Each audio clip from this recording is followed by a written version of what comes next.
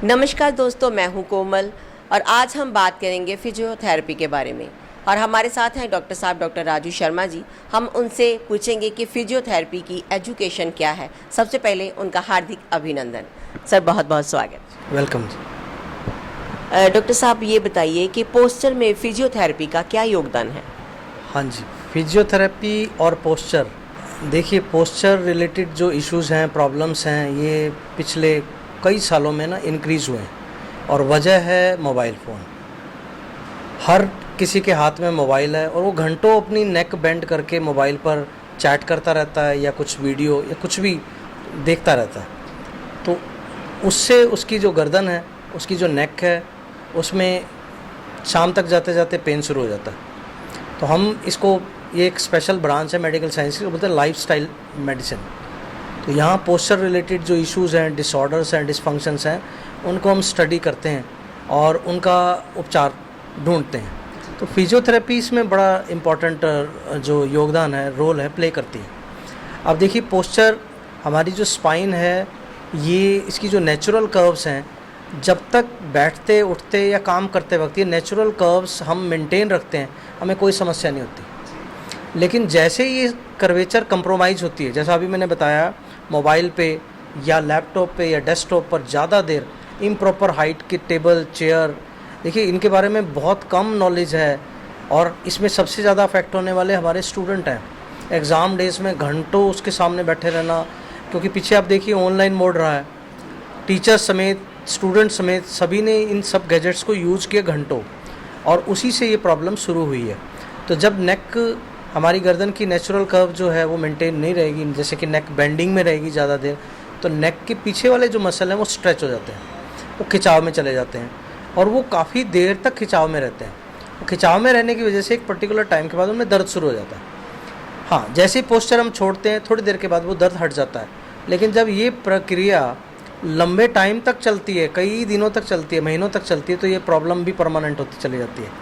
कोई इसे माइग्रेन का नाम दे देता है इससे, क्योंकि बैक ऑफ नेक में तो पेन होता ही है, कभी कभी हेड में भी पेन हो जाता है, जॉ तक में पेन आ जाता है, बाजुओं में भी दर्द आने लग जाता है। तो क्रॉनिक होती चली जाती है समस्या।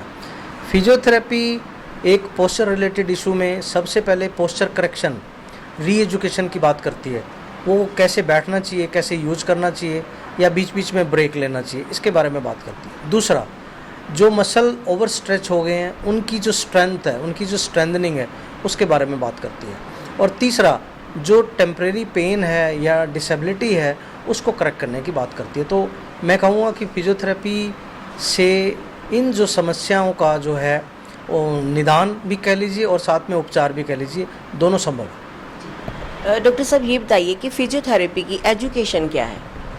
देखिए, फिजियोथेरेपी मेडिकल साइंस की एक स्पेशलाइज्ड ब्रांच है, जिसमें हम फिजिकल एजेंट्स जैसे कि हीट, कोल्ड, इलेक्ट्रिसिटी और कुछ एक्सरसाइजेज, थेरेपेटिक एक्सरसाइज, इनकी मदद से जितनी भी मस्कुलोस्केलेटल इश्यूज़ हैं, न्यूरोलॉजिकल इश्यूज़ हैं, उनका हम उपचार करने की कोशिश करते हैं।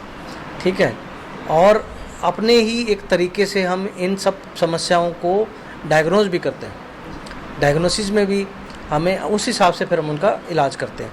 तो ये एक स्पेशलाइज्ड ब्रांच है जहाँ ये सारी चीज़ें बिना किसी दवाई के, विदाउट, ये ड्रगलेस थेरेपी कह लें, ठीक है, इससे हम पेशेंट की मस्कुलोस्केलेटल और न्यूरोलॉजिकल इश्यूज़ जो हैं उनका ट्रीटमेंट करते हैं। डॉक्टर साहब, जैसे कि आजकल का जो ज़माना है वो इलेक्ट्रॉनिक है, हर बच्चा मोबाइल यूज़ करता है, लैपटॉप, कंप्यूटर, एवरीथिंग, वो यही चीज़ यूज़ करता है और घंटों बैठा रहता है। जैसे ऐसा होता है कि माइग्रेन की प्रॉब्लम शुरू हो जाती है, हाफ सर दर्द होता है, कहीं बोलते हैं कि मेरा हाफ सर पेन हो रहा है, उसके बीच में फिजियोथेरेपी का हम मतलब यूज़ कर सकते हैं, ठीक हो सकता है? देखिए, जैसा मैंने बताया कि जो माइग्रेन है या नेक पेन है या बैक ऑफ नेक पेन है, या इसको हम मायोफेशियल हेडेक भी बोलते हैं, इस तरह की बहुत सारी टर्म्स यूज करते हैं हम इसमें। तो सबसे पहली तो बात यह है कि दोनों में फ़र्क है। जो माइग्रेन है उसके कॉजेज़ बखरे हैं, लेकिन जैसा कि मैंने बोला कि ज़्यादातर पेशेंट्स को ऐसा लगता है कि मेरे को तो वही होगा, क्योंकि कहीं से पढ़ा है, कहीं से सुना है, तो हमें इसकी डायग्नोसिस की तरफ जाना चाहिए। लेकिन अगर सिम्टम दूसरे हैं, जैसा मैंने बताया, कि अगर गर्दन थक रही है, मोढे थक रहे हैं, गर्दन के पिछले हिस्से में बहुत दर्द हो रहा है, इवन जॉ मूवमेंट में तकलीफ़ हो रही है, तो फिर आप समझ सकते हो कि something related with the posture. तो इन दोनों को फ़र्क कर लेना ज़रूरी है। तो इससे क्या बचाव कैसे कर सकते हैं?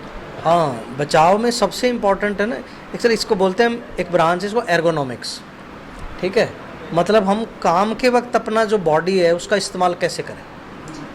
तो इसके लिए सबसे इम्पॉर्टेंट चीज़ है कि जिस टेबल जो डेस्क जॉब वाले लोग हैं उनको ये देख लेना चाहिए कि उनका जो टेबल चेयर है वो एडिक्वेट हाइट की है, नंबर 1। डेस्कटॉप पे अगर आप गर्दन बहुत आगे करके फॉरवर्ड नेक पोजीशन में घंटों आप काम कर रहे हो और आपको पता नहीं है, तो ये आपकी समस्या का कारण बन सकता है। दूसरी बात मैंने बोली कि मोबाइल जो है उसको भी आप बेंड करके घंटों देख रहे हो, वो भी समस्या का कारण बन सकता है। तो इनका सबकी जो प्रिकॉशन है वो है एर्गोनॉमिक्स। आपकी शरीर की वर्तों जो है वो सही होनी चाहिए। कुछ लोग बोलते हैं हमारा तो काम है, जॉब है, नहीं करेंगे तो खाएंगे क्या, कमाएंगे क्या। यस, बिल्कुल सही बात है, लेकिन जो सेटिंग है ना वो प्रॉपर होनी चाहिए और ब्रेक लेना ज़रूरी है। हाफ एन आवर के बाद आप उठिए, चेंज करिए पोजीशन, मसल को प्रॉपरली जो है उसको सर्कुलेशन होने दीजिए, रिलैक्स होने दीजिए, फिर दोबारा शुरू कीजिए। हर चीज़ का हल है, सावधानियां बरतनी पड़ती हैं, तभी इन समस्याओं से बचा जा सकता है। और अदरवाइज ये क्रॉनिक हो जाती हैं। फिर आप मतलब इसका इलाज करवाए, फिर ठीक हुआ, फिर हो गया, फिर ठीक हुआ, फिर हो गया। तो cause is somewhere bad posture. जैसे कि आपने बताया कि इस माइग्रेन के बारे में, ये बच्चों को भी हो सकती है कि ये सिर्फ बड़ों को ही होती है? नहीं, अभी हमने देखा ऑनलाइन में बहुत सारे बच्चों को भी समस्याएं हुई हैं जी नेक पेन की, जबकि होनी नहीं चाहिए, लेकिन बहुत सारे स्टूडेंट्स उनको बैक पेन, नेक पेन ये बड़ा कॉमन रहा है। तो ये किसी भी एज ग्रुप को अफेक्ट कर रही हैं। तो पोस्चर बहुत ज़रूरी है, करेक्ट पोस्चर होना, चाहे पढ़ते वक्त चाहे काम करते वक्त, बहुत ज़रूरी है। तो जैसे आजकल बच्चे हर काम करते हैं, वो लैपटॉप हो गया, कंप्यूटर हो गया, ज़्यादातर तो ये इलेक्ट्रॉनिक का काम हो गया, तो मतलब आप क्या मैसेज देना चाहोगे आजकल की नई युवा पीढ़ी को कि वो इस चीज़ों को कम से कम यूज़ करे ताकि वो बीमारियों का शिकार ना हो? हाँ, यूज़ तो लिमिटेड होना चाहिए, पहली बात ये है। अगर कंपलसरी है तो ब्रेक होना ज़रूरी है काम में। और तीसरी सबसे इम्पॉर्टेंट बात है आपकी पोजीशन, आप किस पोजीशन में काम कर रहे हैं, यानी कि आप उसको प्रॉपर अपनी आई के लेवल पर रखकर काम कीजिए ताकि आपकी नेक और बैक का पोस्चर उस टाइम पर करेक्ट हो, फिर आपको समस्या ज़्यादा नहीं होगी। हाँ, फिर आपको प्रॉब्लम ज़्यादा नहीं होगी। लेकिन जैसे ही आपने अपना पोस्चर चेंज किया, अल्टर किया, फिर आपको डेफिनेटली समस्या होने लग जाएगी। और अगर समस्या होगी है तो काइंडली इग्नोर भी ना करें, उसको क्रॉनिक ना होने दें, उसको किसी अच्छे थेरेपिस्ट से मिलें, कुछ पोस्चरल रीएजुकेशन प्रोग्राम को फॉलो करें, कुछ एक्सरसाइजेस फॉलो करें, ताकि आपका काम भी चले और आपका शरीर भी जो है वो स्वस्थ रहे। डॉक्टर साहब, जाते जाते हमारे आप ऑडियंस को क्या एक मैसेज दोगे कि वो इस चीज़ों से इग्नोर ही करें और अपने आप को स्वस्थ रखें?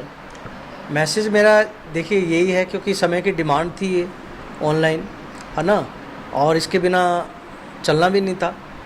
लेकिन मेरा मैसेज यही है कि भी हम अपना जो बॉडी पोस्चर है, बॉडी है, इसको प्राथमिकता ज़रूर दें, इसको इग्नोर ना करें काम के चक्कर में। और काम के वक्त आपकी जो पोजीशन है स्पाइन की, बॉडी की प्राइम है, तो take care of your spine. दोस्तों, हमारे साथ थे डॉक्टर फिजियोथेरेपी के राजू शर्मा जी, जिन्होंने बहुत सारी बातें बताई। सो प्लीज़ अपना ध्यान रखिए और बने रहिए सेंट्स ऑल द टाइम के साथ। मैं हूँ कोमल, मेरे साथ है कैमरामैन विनोद।